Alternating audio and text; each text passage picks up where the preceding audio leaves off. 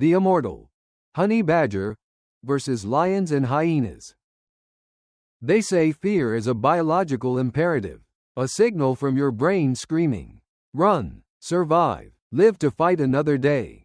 In the Kalahari, fear is the currency of the weak. It's the smell that leaks out of your pores right before you die. But me? I think my fear response was surgically removed by 1,000,000 years of evolution. I don't feel fear. I feel annoyed. Look at them, the queens of the savannah. 300 pounds of fast twitch muscle and ego. They look at me and see a snack, a crunchy appetizer before they take down a wildebeest. But they're making a critical calculation error. They're judging the book by its cover. They see a small, waddling weasel. They don't see the demon inside the skin. My name is Mellivora capensis, the honey badger. The Guinness Book of World Records calls me the most fearless creature on earth.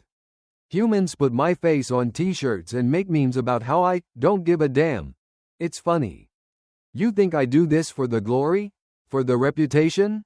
No, I do this because in this hellscape of heat and hunger, violence isn't a choice. It's the only language anyone understands, and I speak it fluently. Welcome to my office, the Kalahari, a place where the sun tries to cook you alive by noon and the cold tries to freeze you by midnight. It's a graveyard for the soft. I walk. That's my life. I am a nomadic engine of destruction. I don't have a permanent address. I don't have a pack to watch my back. I patrol a territory of 200 square miles. All alone. Just me and the endless hunger. You see this walk? It's called the jog trot. I can keep this pace up for hours. I'm not built for speed like the cheetah. I'm built for endurance. I'm a tank with a fuel leak. My metabolism burns so hot that if I stop eating for a day, I start to die. So I hunt. Every waking moment is a search for calories. Insects, reptiles, birds, roots. I'm not a picky eater. If it moves, it's food. If it doesn't move, I'll poke it until it does. My claws are my Swiss Army knife. They can crack a tortoise shell like a walnut. They can dig a tunnel into concrete hard earth in minutes, but it's not just about brute strength. It's about intelligence. Brains over brawn. I know where the scorpions hide. I know which roots hold water. The desert keeps secrets, but I know how to torture them out of the ground. I am the ultimate prospector, mining for flesh in a wasteland of dust. And then, there's the jackpot, the puff adder to you. This is a nightmare, a slithering tube of cytotoxic death capable of rotting human flesh within hours. To me, it's a protein bar with a wrapper that fights back. Most animals see a snake and back away. I see a challenge. The dance begins. He's fast, striking at the speed of a camera shutter. But I've played this game before. The mistake. I got greedy. I miscalculated the angle. I felt them. 2 hypodermic needles sinking deep into my jowls. I can feel the venom pumping in immediately. It's hot, acidic. It feels like someone injected liquid fire directly into my face, but I don't let go. I crush the skull.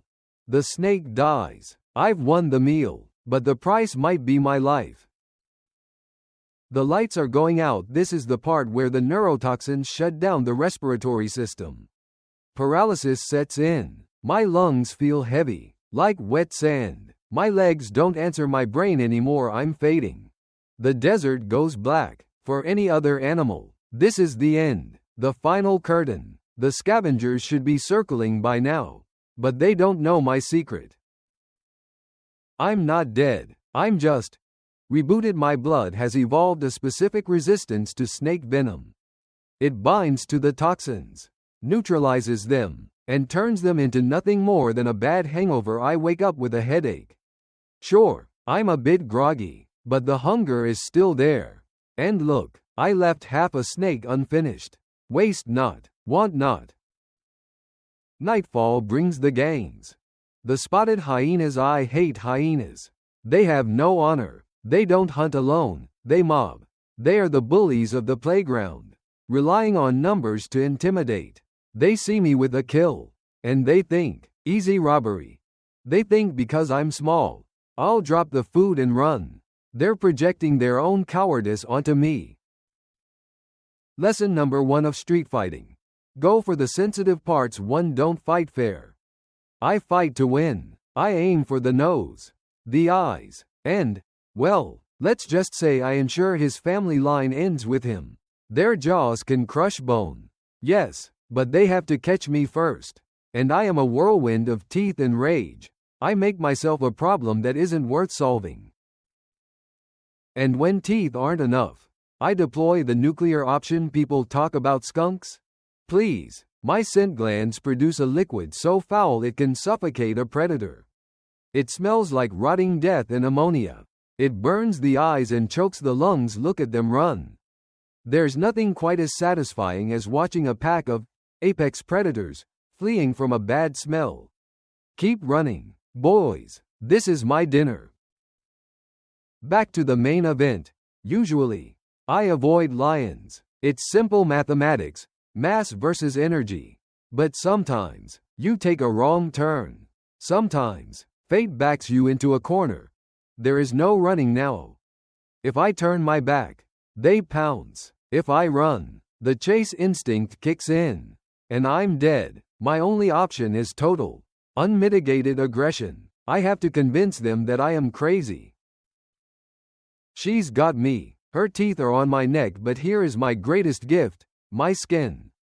It's a loose, rubbery suit of armor, nearly 6 millimeters thick. It's tough enough to deflect a machete.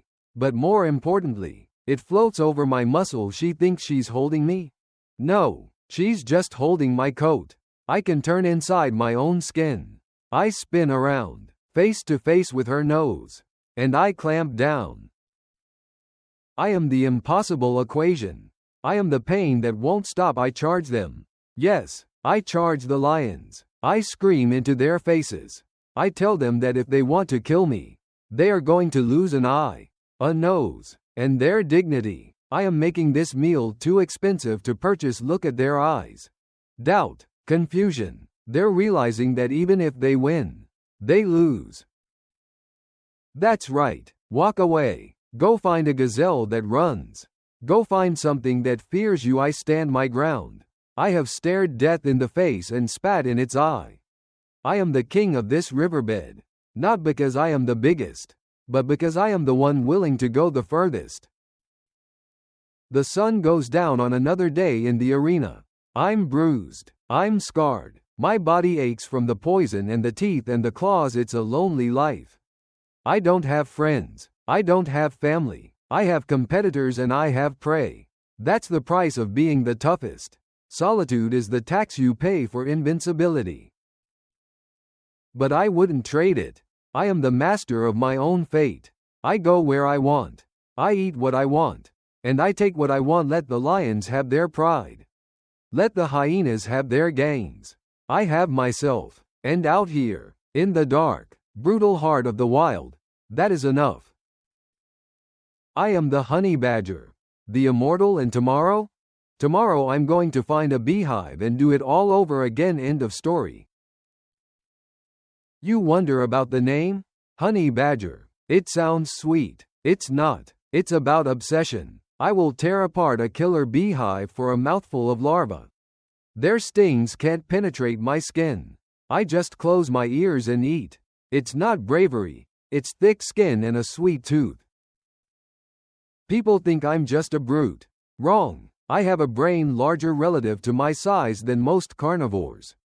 I use tools. I solve puzzles. Being strong is good. Being smart and strong? That's unfair. My jaw is hinged in a way that locks it open or shut. Once I bite, I don't just hold on. I destroy the structure of whatever is in my mouth. Bone, shell, wood. It's all the same to me. We aren't born this way. We are made. A mother badger teaches her kid everything. How to kill, how to survive. It's a brutal school, and the graduation rate is low. But those who graduate, they rule the world. You like the show? Good. Now hit that button before I come over there and chew through your internet cable. I'm out.